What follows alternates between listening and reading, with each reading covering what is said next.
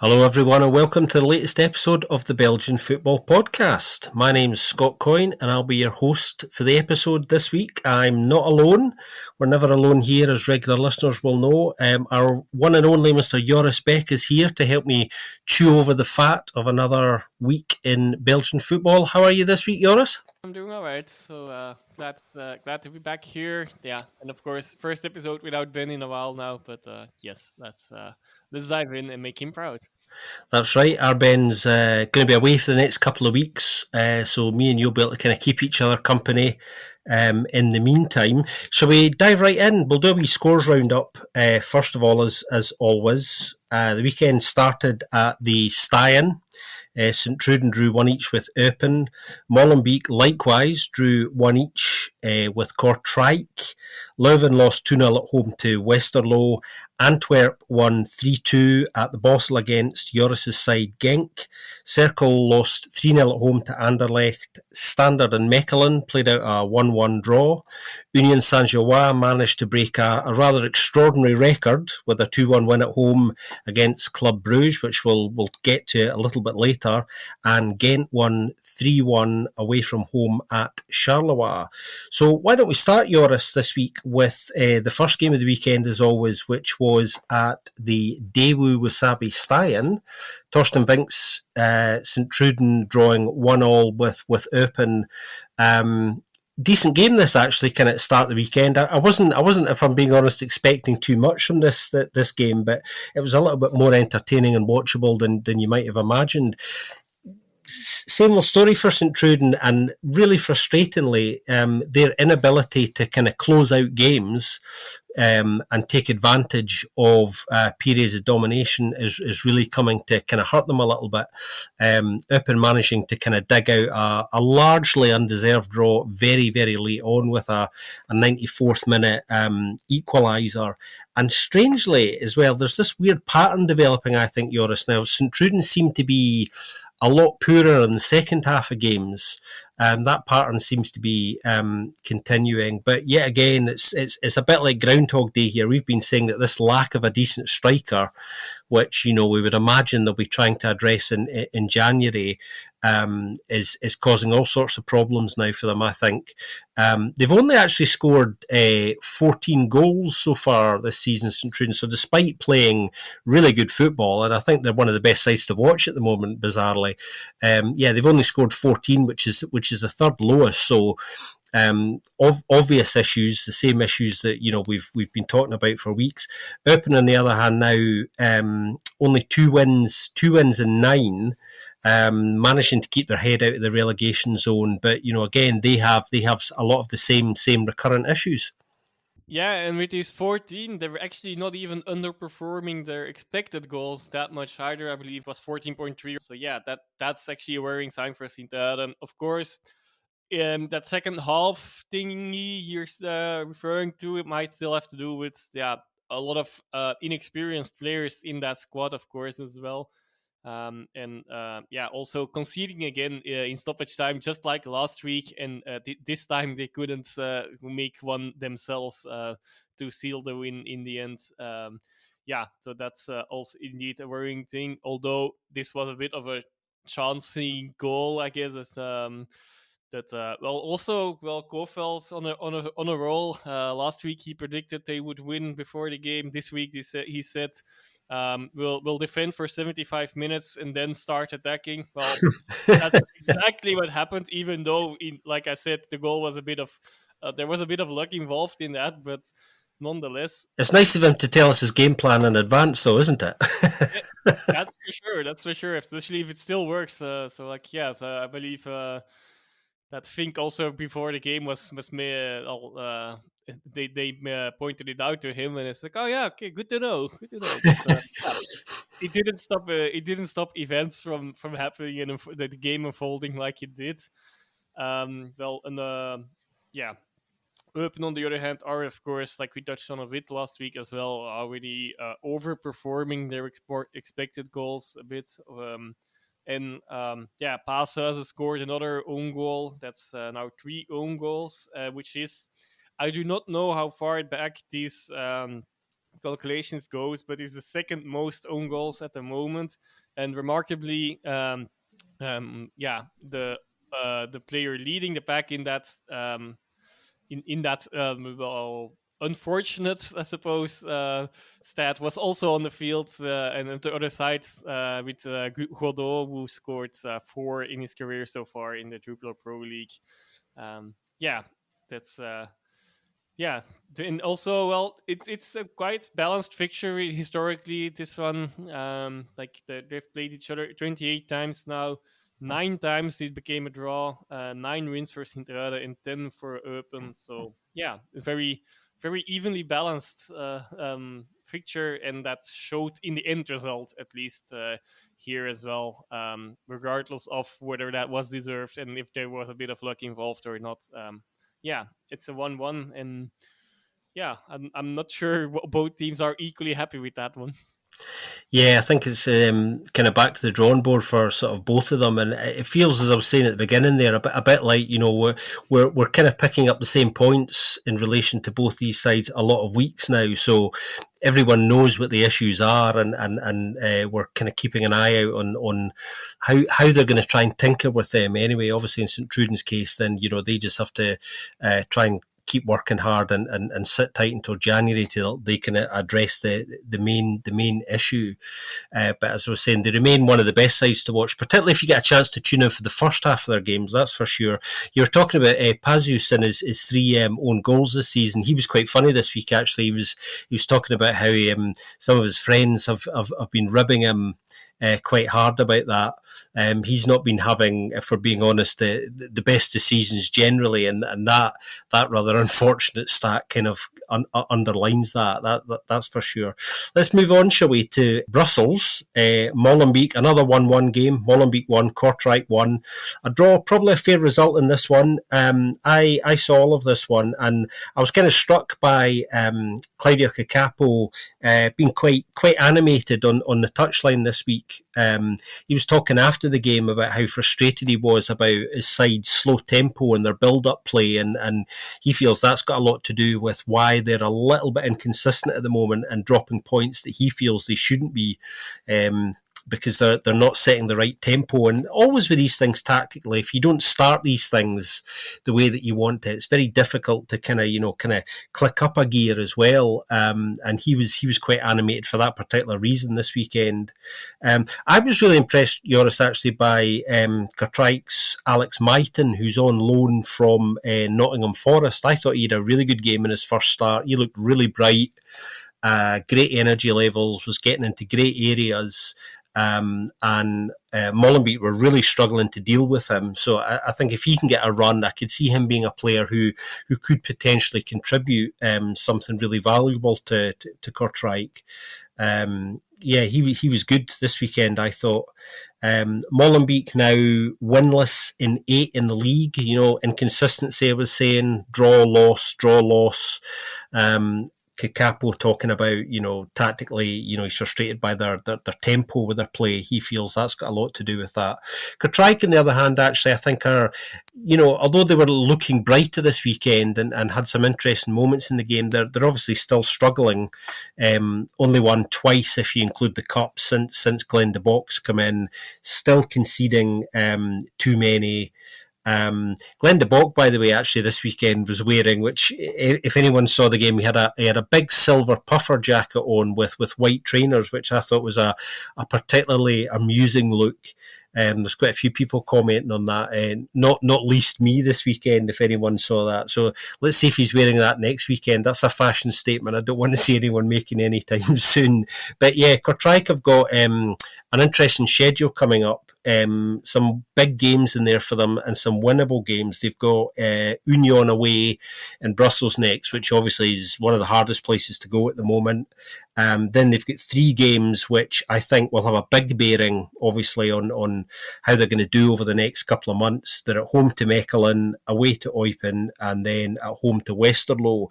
So they're games that they're going to need to pick up some decent points for if they're going to make some progress, aren't they? Well, yeah, the book has been doing that for, well, since the start of his tenure there, at the second tenure here as Kortrijk.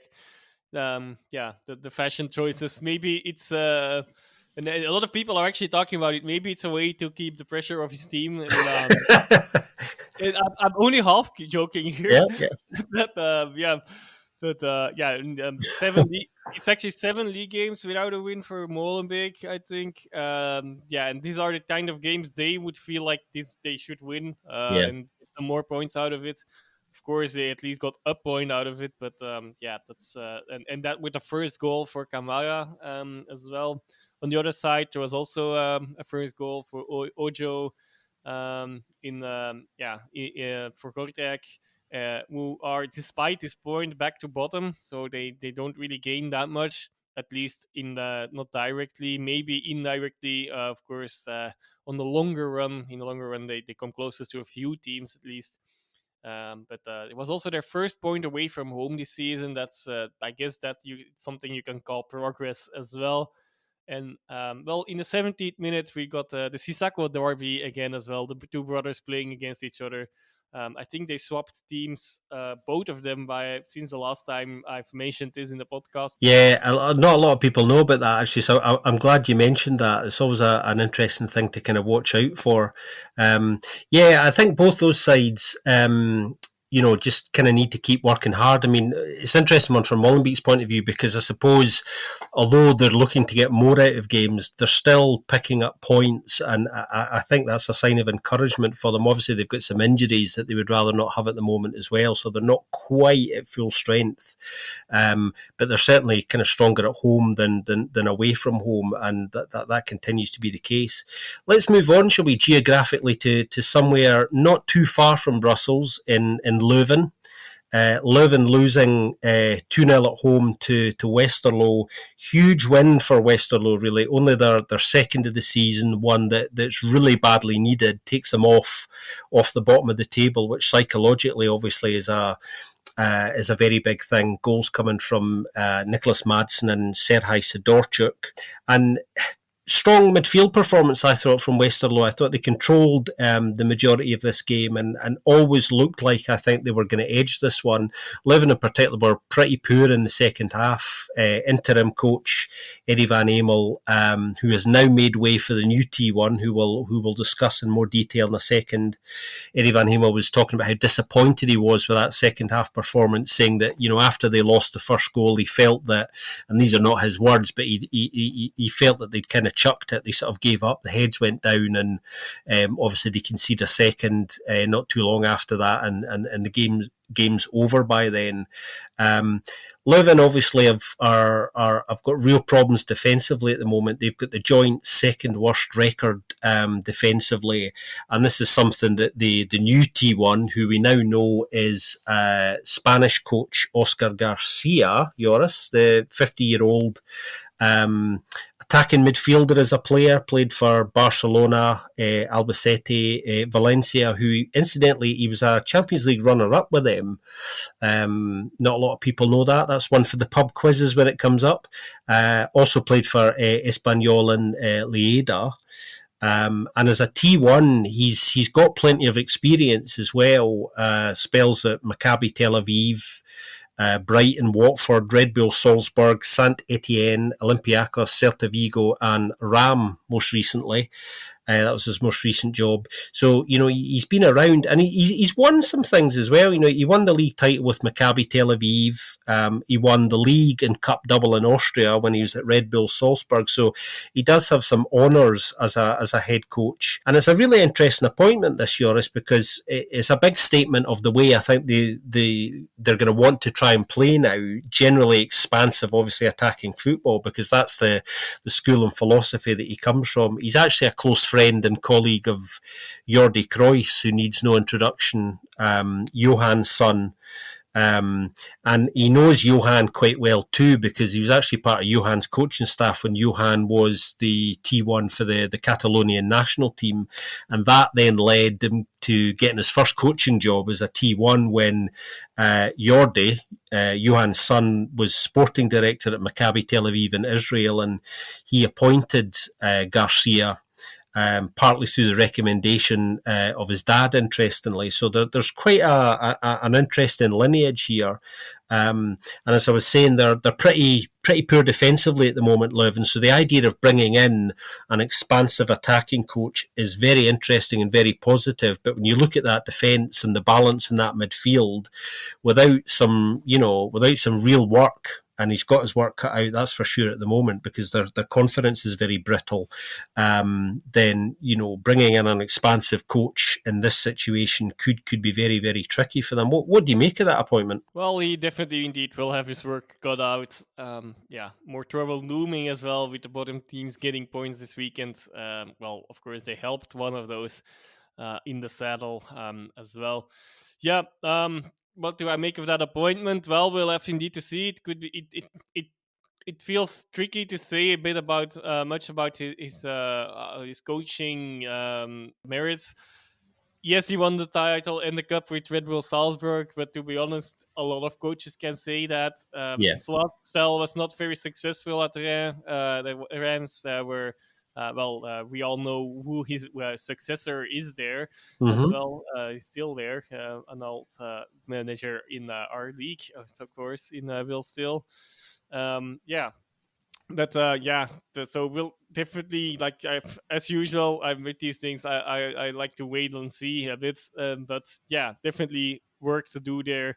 That defense just keeps being an issue. Silly challenge of Mendil this time. It's difficult to win games, of course, when players sometimes do things like that. And on the other hand, we saw Mendil almost score a hat-trick 1 or 2 weeks ago as well. So yeah. He is that kind of player. Well, that's might want some more consistency, of course, and that's a bit of the issue with the whole squad, maybe even that I think you can say. For Westerlo, then first starts for Piet Fort. Apparently, you need to pronounce it in a Dutch way and not a French one. And Haidara. Haidara on the other hand. So both players from 2005, by the way. So 18-year-old. So that's was quite a bold move from the Rook for sure. But yeah, Haidara on the other hand, was quite lucky to not be sent off in the first half already as well. He already had gotten a yellow card and he had made a very, very dangerous tackle. He was definitely a bit of a lucky boy there. But yeah, for Westerlo, all good things to take from this game, I guess. Clean sheet, first win. Not a first win, but a win. Probably the first win. No, definitely the first win away from home of last place. And more importantly than just getting out of the last place, also, connecting with a peloton of teams now and being within reach of safety in a way. Okay, still very early days to talk about such things, but it's good to be closer to the pack than they definitely are at the moment.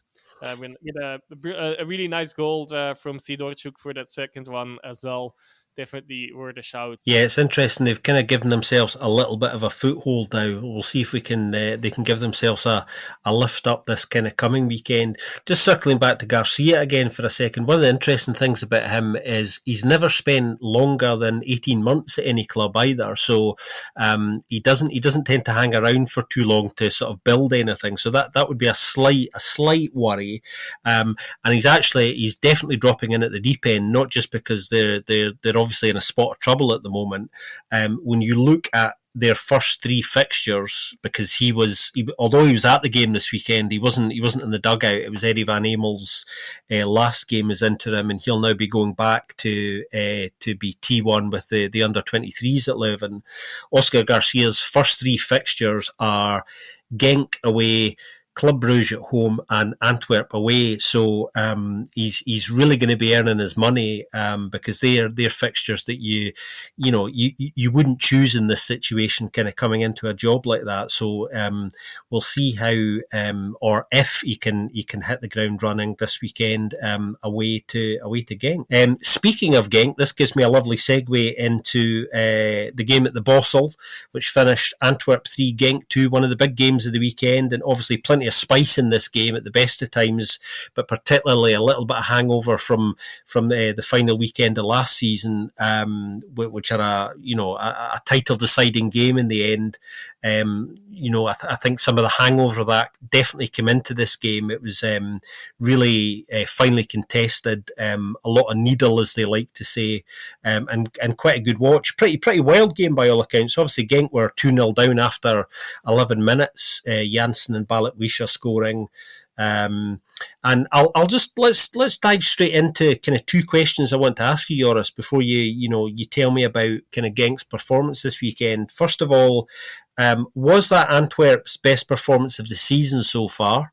And should Genk have had a penalty right on half time, which could have completely changed the course of the game, of course? Many people agree that it should have been. More importantly, Janssen also should have gotten a red card in the second half for a ridiculous late challenge on Paintsil, where Paintsil was already with the ball way basically before he put his challenge in.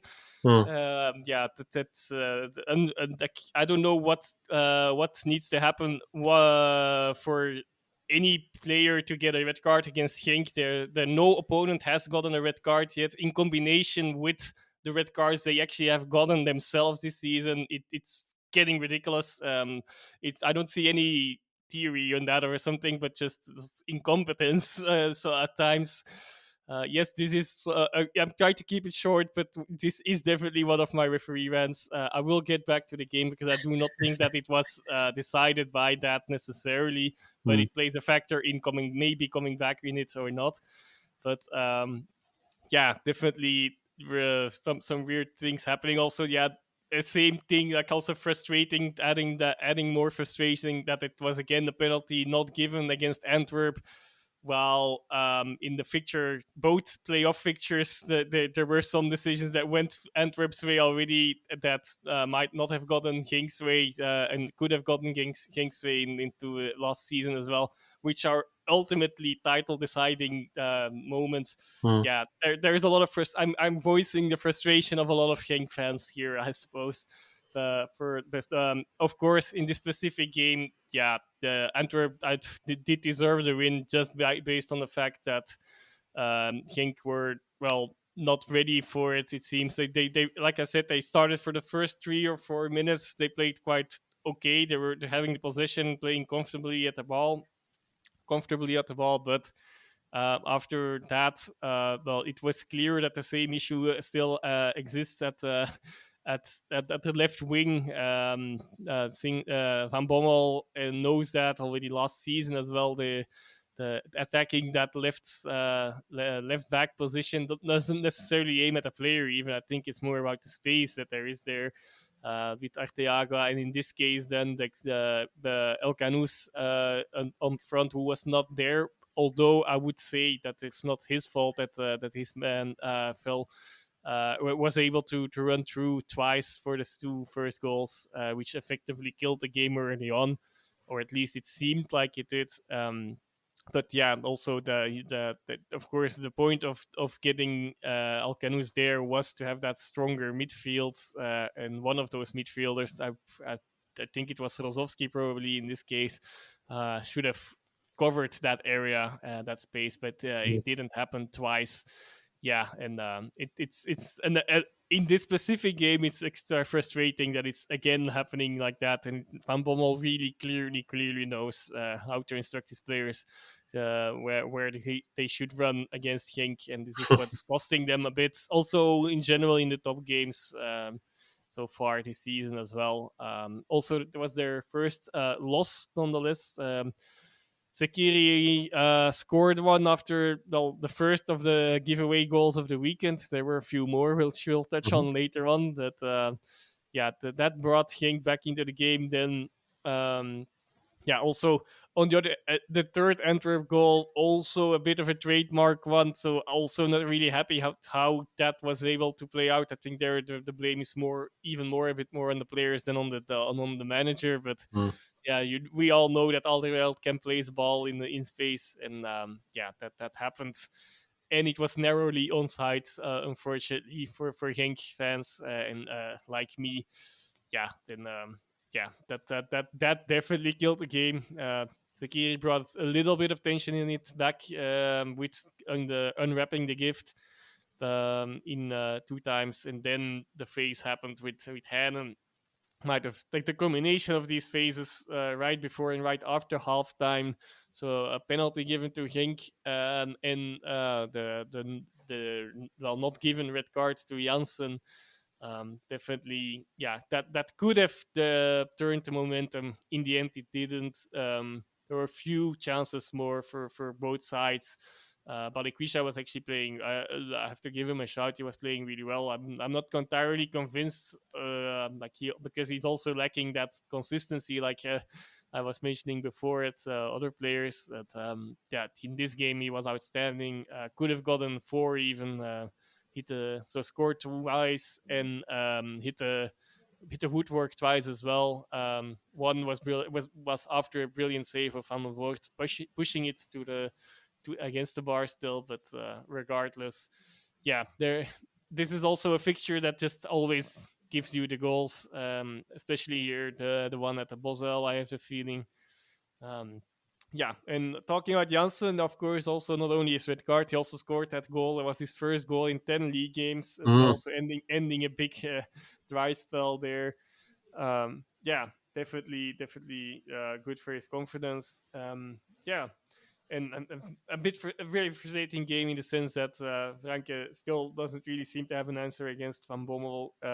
He only won for one of their 5 or 6 encounters now, and that's slightly starting to get a bit in the heads. I fear as well. Yeah, and on Genk in general, yeah, seems still not really to getting really fully started in the season. It's a bit of stop and go. This being a stop point, of course. Let's see if they can turn it around. Still, they're in an okay position, but not in the position they would have liked before the season started as well. Of course. To end on a good note, both Tolu and Bonsaba showing some good signs, coming on as subs, having an impact. Yeah, and well, also still noteworthy, I guess, Munoz scoring the 4th goal, which was basically the last hit of the game, which makes him the top scorer of the team, which also tells you a little bit about the story. Luckily, at least there's a lot of that was already his 4th goal, and there's a lot of players standing on 3. So that as long as there's still a lot of players chipping in, it's okay. But I've talked about this last week, I think, as well. Yeah, this can be a good thing, and it can be or it can be a bad thing. So far, it's not hurting them too much, but let's see. Yeah, I'm still not completely sure where this season will go, and I hoped I would know by now, because that would have been a good sign. Yeah, there's a long way to go. There's definitely a long way to go, yeah, and a lot of football to be played. I was quite impressed by Bilal El Khanous this weekend. I thought he had a really good game. I thought he made a bit of a difference for the Genkies. He was getting into good areas and kind of trying to make things happen. And for a lot of the game, particularly in the first half, Genk looked a little bit off it. And you were talking about Van Bommel kind of getting the better of Rankin recently, and I think that's true. We know that how thorough Van Bommel's preparation is. He knows the players to target, and the little things to do tactically, I think, they make a difference. It's interesting, you mentioned Pansel earlier. I think he was on the receiving end of some pretty rough treatment, as you were saying, and not for the first time in this fixture as well. So he's definitely a player that Mark Van Bommel has kind of targeted, because he knows how important he is to Genk to give him. To give him a hard time, including roughing him up a little bit, and that was something I spoke about, in a reserve fixture when they previously played as well. So there's some patterns kind of starting to play out in this particular fixture, but it was certainly full of entertainment, and there could well have been more goals in it. And I wouldn't have been shocked if it had finished 3 each in the end. I was asking about the penalty, which obviously a lot of people have been talking about a lot already this week, right on half time. If that had been given and Genk had scored, they would have got in 3-2 at half time, which makes the second half entirely different. And Genk were definitely better in the second half. Obviously, the game's kind of gone by then, but small things turn games, as we know. And I just for the record, I felt that was a penalty. I don't think many people thought that it wasn't, perhaps with the exception of Antwerp fans and the officials on the game. But if you're a coach in the receiving end of that, you're going to be screaming for that every time. You can't raise your hands that high. I don't think it was definitely a penalty. That's the way I saw it. Let's move on, shall we, to Bruges and the Jan Bridal. Cercle Bruges 0, Anderlecht 3. Anderlecht really starting to purr reasonably nicely now. Strong performance from this weekend. I thought their kind of experience and creative qualities really got them through this game. Cercle not actually too bad at all in the first half hour, causing a few problems. They've actually had a bad week, Cercle, when you think about it. Obviously they went out of the cup to Zulte after going ahead. Zulte managing to turn the tie around. Which will be disappointing for them. And then after that, off the back of that, they lose three quite important players for a few weeks. They've lost Ravic, Summers and Lopez, which will give obviously some other players a chance now. So that's not ideal for them.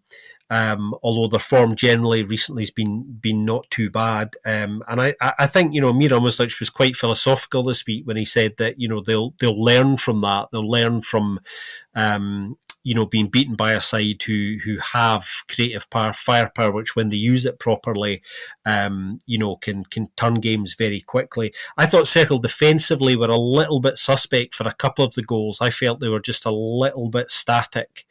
And probably could have done better in that. Obviously, Dreyer and Dolberg both scoring and assisting for one another in this game, which was kind of quite amusing. But the game was over early. Brian Reimer was delighted with the first half, which is where the game was obviously won. And it was very nice to see him actually have a really lovely moment with Miran Muslic after the game. I don't know exactly what he said to him, but it was very clear that he was clearly been very complimentary, I think, about the work that Miran Muslic is doing there. And Brian Reimer talking as well about how it was important for Anderlecht to go into this game and perform the way that he knows that they can, because they were playing a side that prepare very well, are arguably the best pressers in the league, and have a system that's difficult to kind of get around unless you have enough creative outlets to make the best of it, which Anderlecht do. Encouragingly for Anderlecht, this is their first shutout in quite a while as well, I think since Matchday 2 or 3. So that's gone back sort of 11 games or so. So that's a small but perhaps not insignificant stat for them to hold on to. They remain in second, keeping the pressure up on Union, and on the whole are looking good, as I was saying. They have another big game coming up next. They are away to Ghent, which will be very interesting this coming weekend. Yes, you touched on the clean sheet there. That was, of course, indeed also the first clean sheet for Kasper Schmeichel, and that's on his 37th birthday as well. So he will be particularly happy with that. Even though for the cameras, he said he just always wants to have a clean sheet, and whether also like there was a final chance. I think the last kick of the game was a rebound from a free kick from Cercle Brugge, where he seemed to be really angry at his defense as well that they still got shot. But well. He said like he would have been as angry if it would have been the 10th minutes or the game or something. Probably even more angry, I guess, since in this case it didn't really matter that much anymore for the outcome of the game itself. Only potentially for his bonuses, I guess, that might be included in his contract. Not that I know anything of that, by the way, but just assuming here. Well, it's interesting, you mentioning that shutout as well, because Casper's dad, Peter, was in town in Bruges this weekend, and it was nice to see him at halftime. He was posing for some selfies with Cercle fans and signing some autographs. He was in amongst the Cercle fans, and in disguise, actually, he did have a hat and his collar up. He was trying to keep a reasonably low profile, but it was nice to see when he was recognised by some Cercle fans who went over to him for pictures and autographs that he was happy to oblige and do that. That's he's a good lad, Peter, and mixing with and meeting with whoever wants to kind of grab a moment with him. That's for sure. Yeah, and to stay at Anderlecht still, well, also all the youngsters last week I mentioned Leone, and then this time I guess I'll mention both Struikens and Stardella really yeah, they're getting the advantages of playing in an experienced squad around them. I suppose, even though that didn't save them in Standard, but apart from that game, they are being really yeah.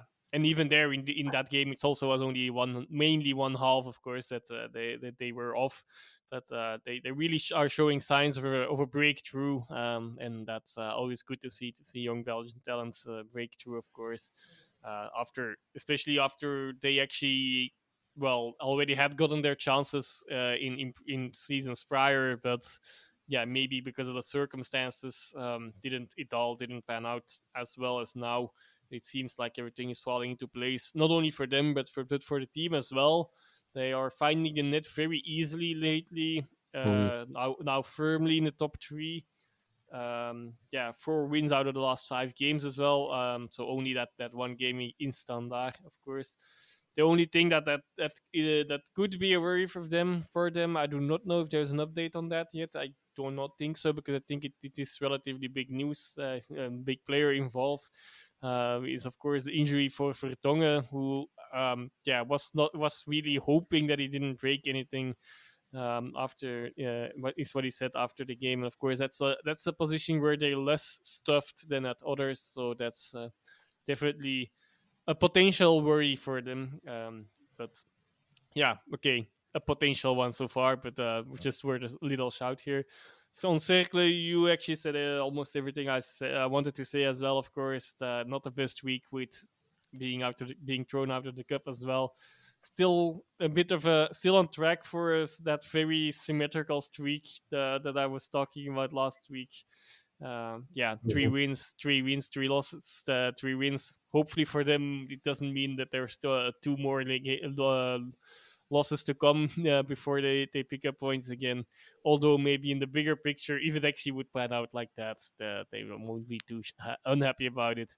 But yeah, this talking about coaches that seem to that know how to play other coaches. Riemer beat Muslic twice now in the last 2 encounters, and I think that's only 2 encounters quite comfortably as well. So it seems like he has found the key, or maybe also has the players as well to play out and to combat with Cercle as well. And yeah, to have that he has the right tools at his disposal and is using them wisely against a difficult side to play against in Cercle. Yeah, I suppose from Circle's perspective, Joris, they've got the ideal fixture coming up this weekend to try and get that bad week out of their system. The big Bruges derby is coming up, in which Circle will be the away side this weekend at the Jan Bridal.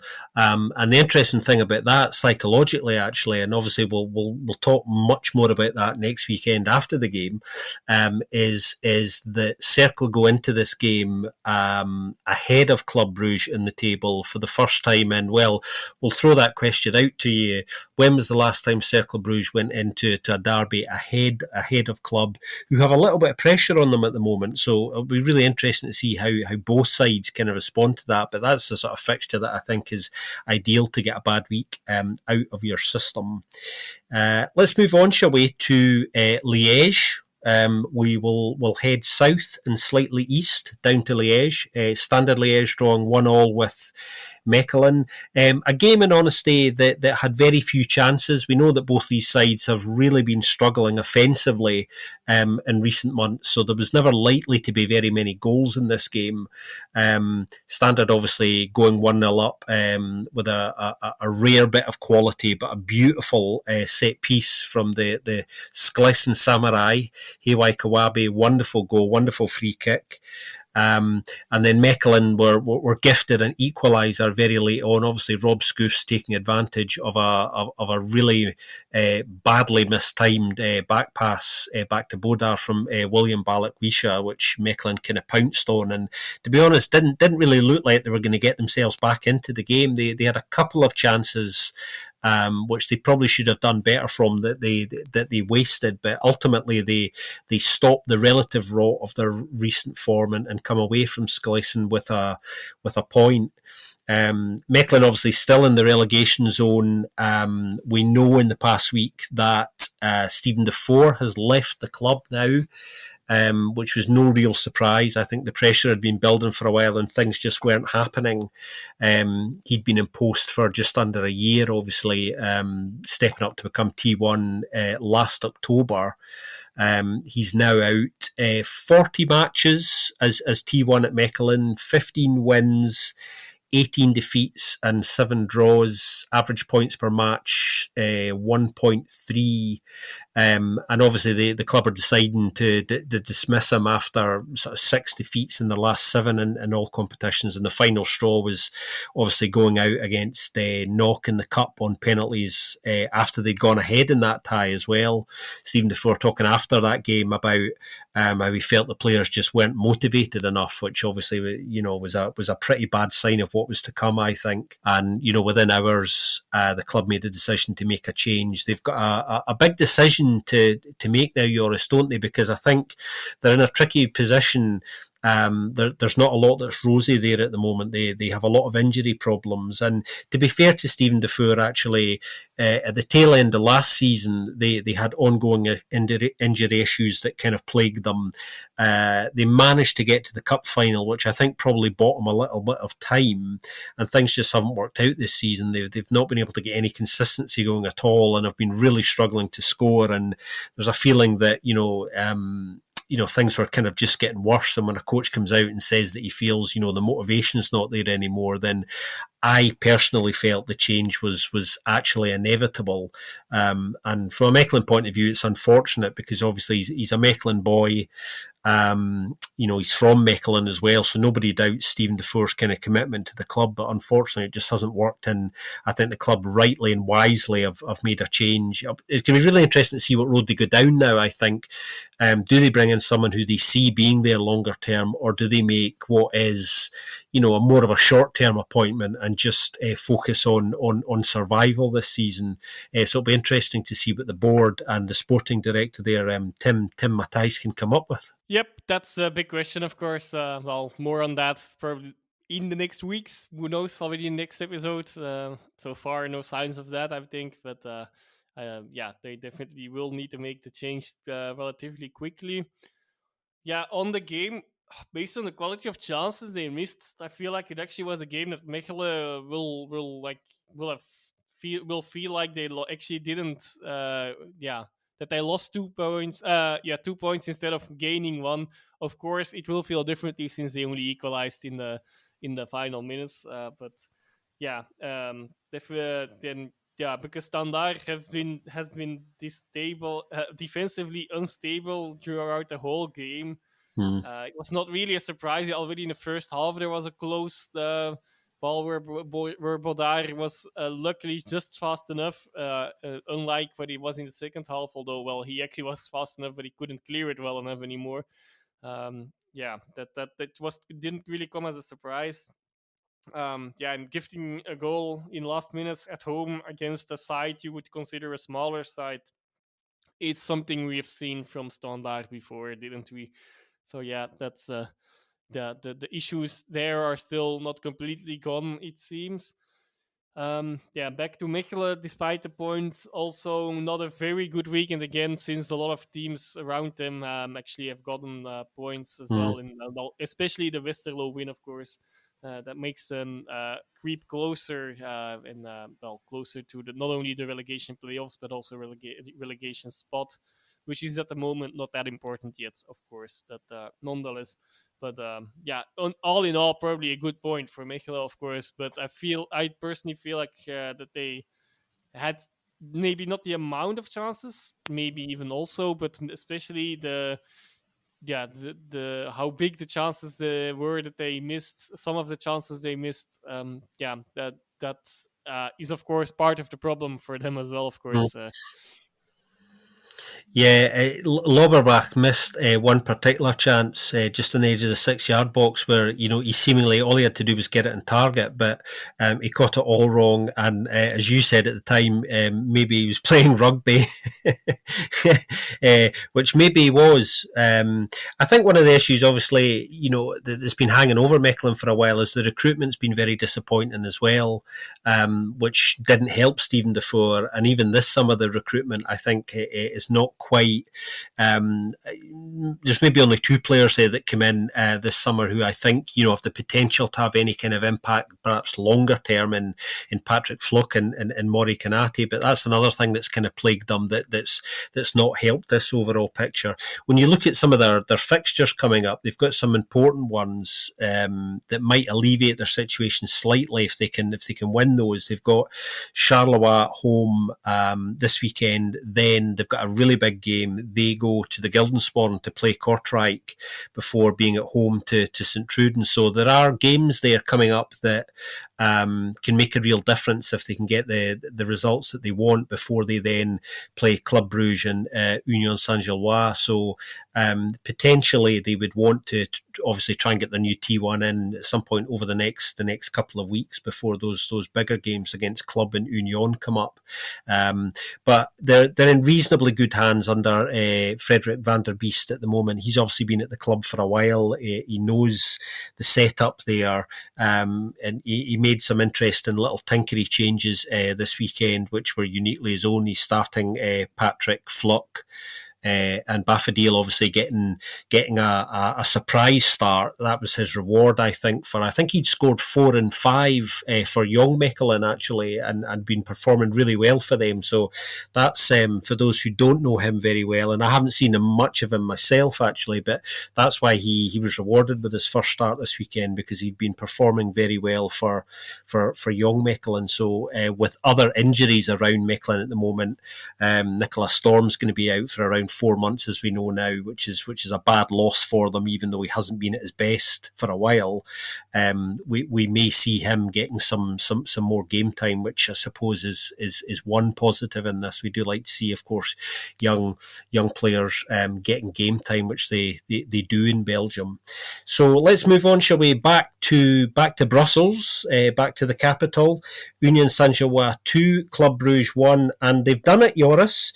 Union Saint-Gilloise have ended that hoodoo, that 59-year hoodoo, without a home win at the Joseph Marion against Club Brugge.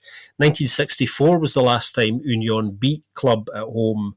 And that for those who saw this game explains the rapturous scenes at full time, not just grabbing the 3 points, but getting that monkey off their back, which I think probably only hardcore Union fans would have been aware of, but it's a hell of a statistic, that going 59 years at home without beating Club. We actually took in this reverse fixture round about this time last year. Of course, we saw a really entertaining 2-2 draw at the Marion when the 3 of us were together in Belgium last year, and yeah, they've done it. They've got it off their back, and actually Union dominated this game, never looked like losing it. Mohamed Amoura continuing to impress. Really nice overhead kick as well for one of his 2 goals. He's now got 8 and 9, and hasn't even been starting all of those 9 games as well. So he's looking like one of the hot properties at the moment in terms of strikers. That's for sure. And what a great pickup he's been for them. We don't need to rave about Union's recruitment anymore. We've done that plenty of times, but absolutely what a find.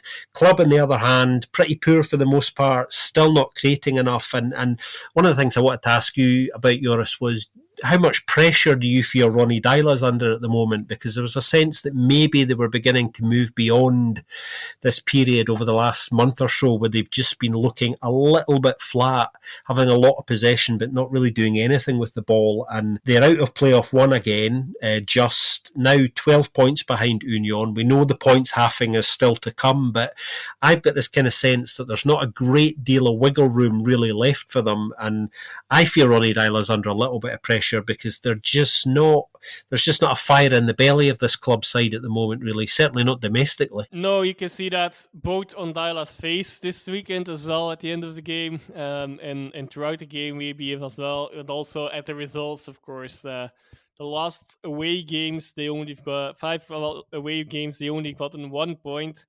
And okay, to be fair, most of these games were difficult ones. So away at Union, of course, I think away at Anderlecht as well, that's where they got that 1 point, and a derby in Kortrijk as well. But nonetheless, yeah, you expect more from Club Brugge, of course, at any day of the week, in whatever form they are.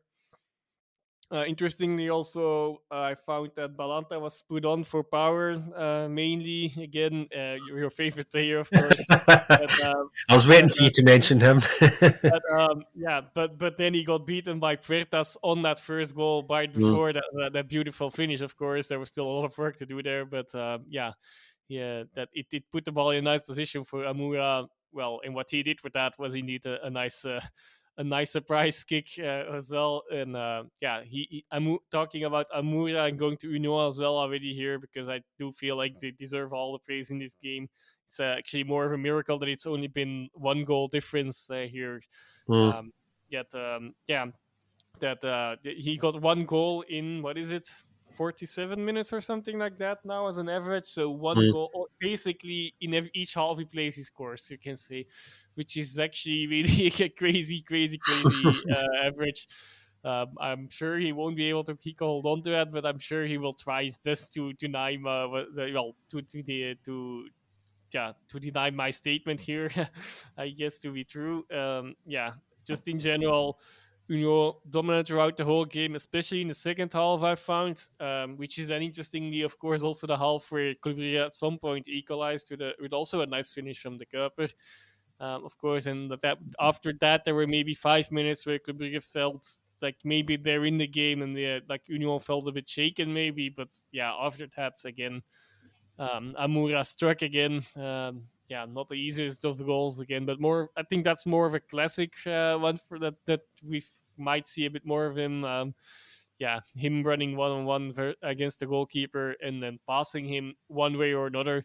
In the end, he had a little bit of luck with the finishing, but the defenders couldn't intercept it right before the line. But on the other hand, it was already really well done before that, and he deserved that goal fully. Um, yeah. Then Rodriguez also missed a penalty, of course, in the last minutes as well. That could have been a 3-1. And just very impressed with Union. They really are looking very sharp, and no sign of holding back at the moment. I think we can also start building that streak again. So last week I said 6 wins in a row. Now it's 7 in the league. That's these are streaks that get you to the top, of course. And what we can see as well, okay, maybe that's more something for in the next game, but we see after this weekend, this can change really quickly as well again. But like the top 3 sides actually are taking a little bit of distance from the rest. But yeah, there's, I think, next weekend indeed a few games that are between some of the some good sides that could either widen that gap or bring it back together a bit more as well. But so I suppose I'll take over your role quickly here as well. Okay, now, except no, actually, I'll leave you the chance to still comment on something in the game, on this game, of course, if you feel like it. But otherwise, I suggest to go to Ghent already as well, which is one of the other sides that are in that top 3. Yeah, we're definitely going to need some new superlatives to describe Union, that's for sure. And that's something I was saying to a couple of people already earlier this week. Speaking of moving on, as you were saying, let's move on to somewhere not too far away from Brussels, in Charleroi, just down the road.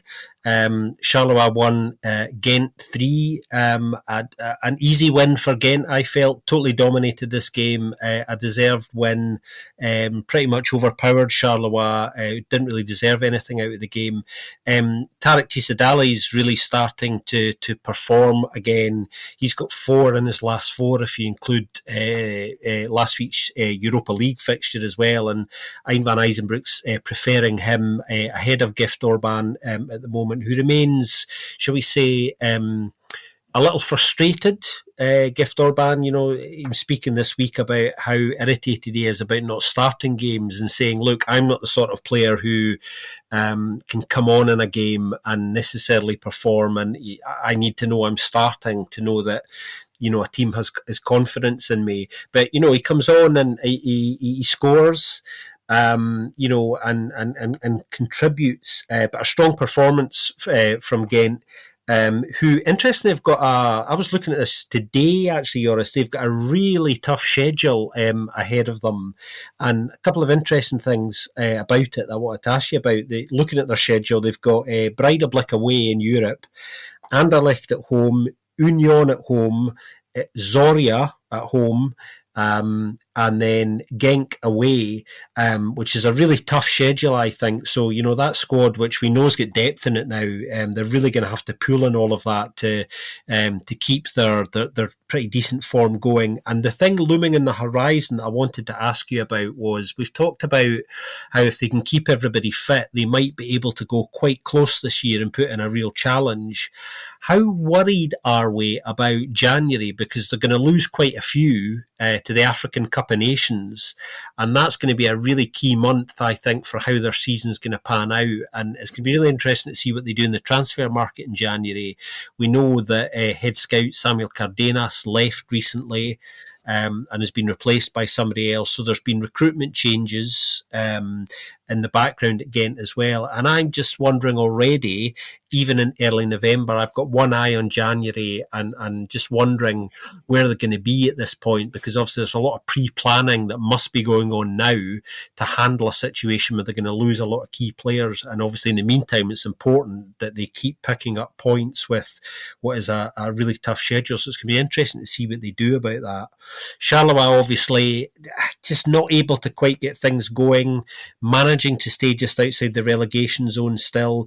They've got some very winnable fixtures coming up. They're away to Mechelen next. They've got Westerlo at home and then Molenbeek away after that. So they've got a reasonably favourable run of fixtures, but they're just not able to get into any kind of a rhythm at the moment, Joris. No, indeed. But okay, I'll first get to your question about Ghent. Yeah, not only the African Cup of Nations, but also the Asian Games, I believe. Or no, not the Asian Games. I believe these are just an Asian Cup. Then at least another tournament in Asia, which means both Hong and Watanabe can also be included on the potential, being out of the out of the loop for a while. Depending on if they get called up, of course, that goes for all players.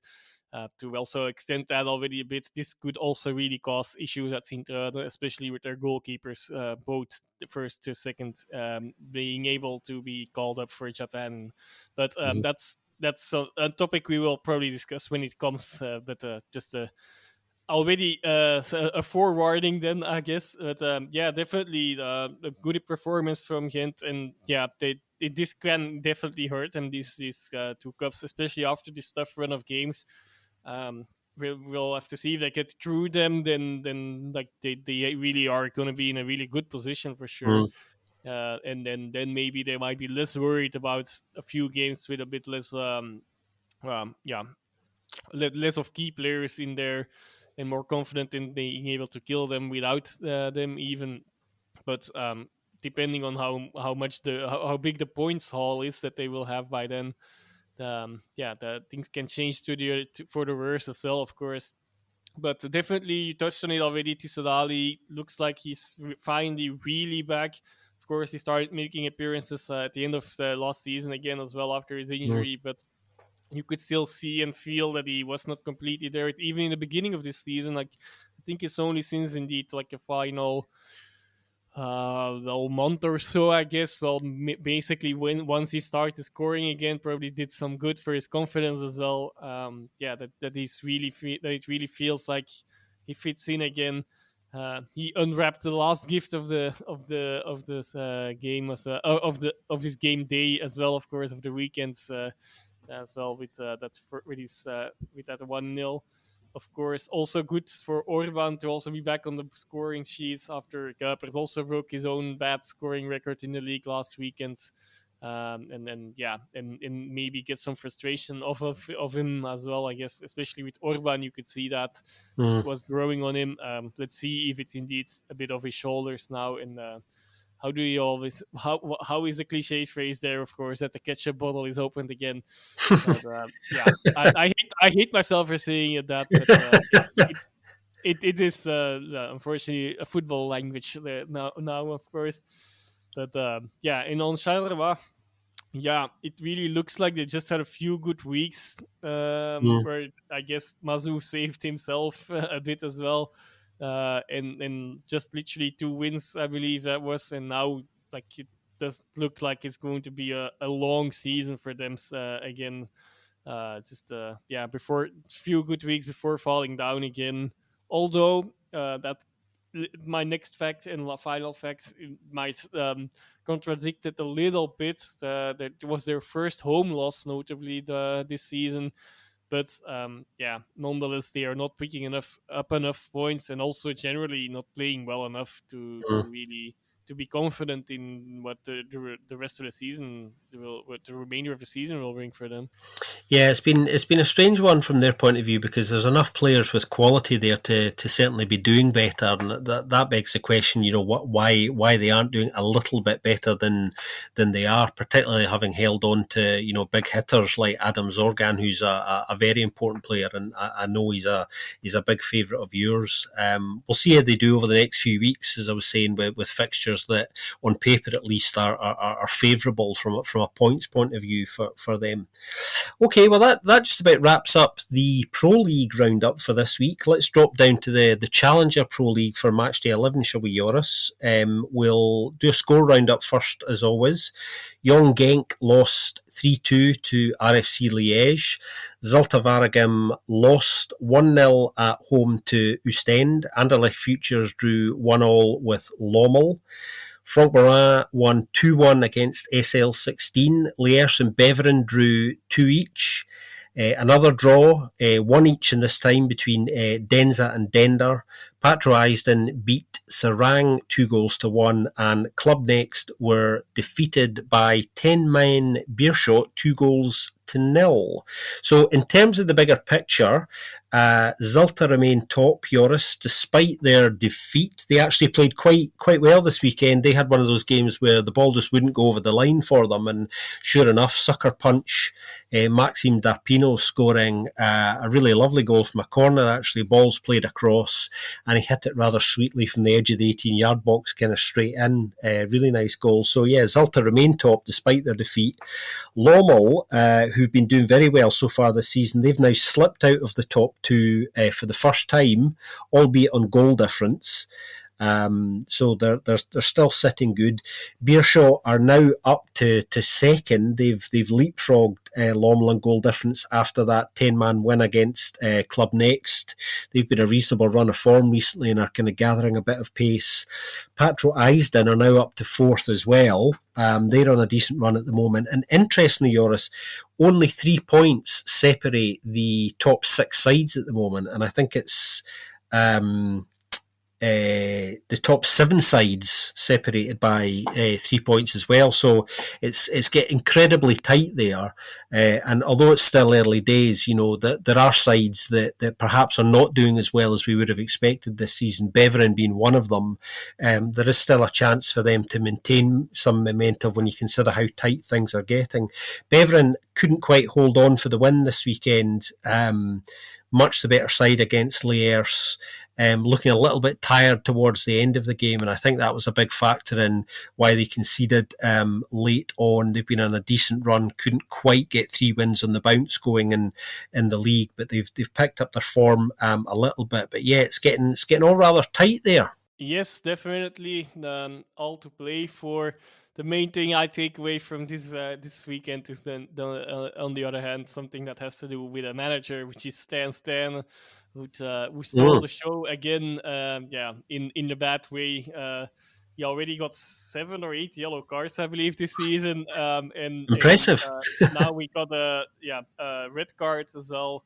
Mm. After protesting and making gestures to the head referee, but also yeah, not being kind to the fourth official, definitely either. So now they are charging him. We'll see if the charges will be dropped or it gets lighter. But for 4 games now, yeah, and like, to be honest, given the measurements, and like you can't keep collecting cards, I feel like it's definitely in place, and maybe you should even go further, and then like, at some point punish someone who does that all the time harder, but that's not up to me, of course. But like I personally feel like this is a bit of a shameful evolution, and like you should not want that in your league, and try to ban that behavior a bit more harshly even. But yeah, might be a first step, of course, depending on what the eventual punishment will be for him. Yeah, it's an interesting one, that, as is the other bit of news this week as well, about there's been a lot of talk about the lack of VAR being in place in the Challenger Pro League. We've seen some, pretty questionable decisions in recent weeks. And the spotlight's been on that again, and there seems to be a slightly understandable reluctance on the club's part to meet the costs of VAR in the CPL.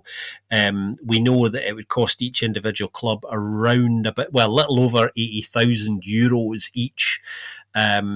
To put into the pot to make that happen, and collectively they seem reluctant to do that, which is kind of unfortunate because of some of the bad decisions we've seen recently as well. But I think there's a general feeling that VAR isn't necessarily serving the game that well at the moment.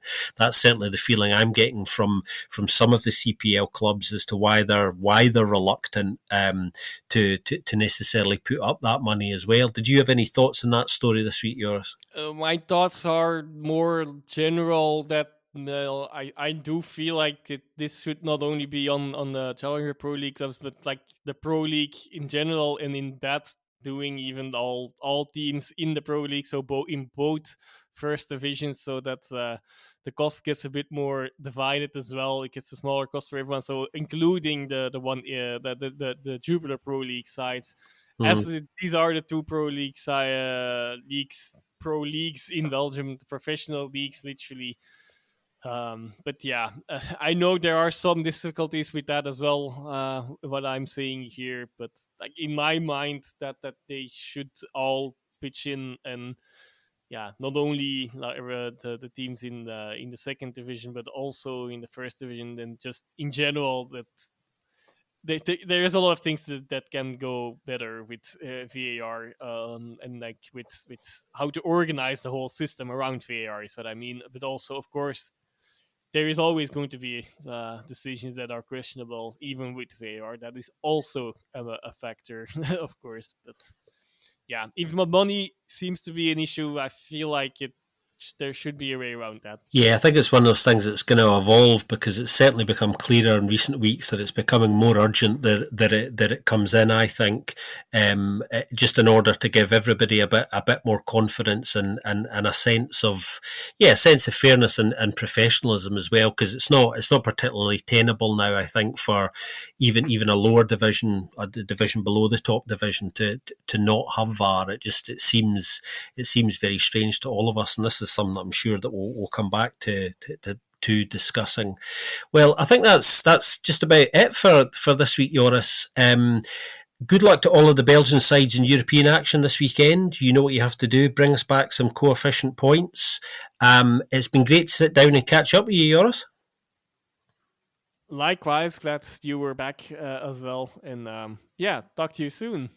Yep, we'll talk to you all soon on another episode. You know how to get in touch with us. If you want to ask us any questions at any point, you can find us all individually on social media, or you can get in touch with us collectively here at Belgian Podcast as well. So until next week, when we're back with you to review the latest action, have a good week, everybody, and we'll speak to you soon on another episode of the Belgian Football Podcast.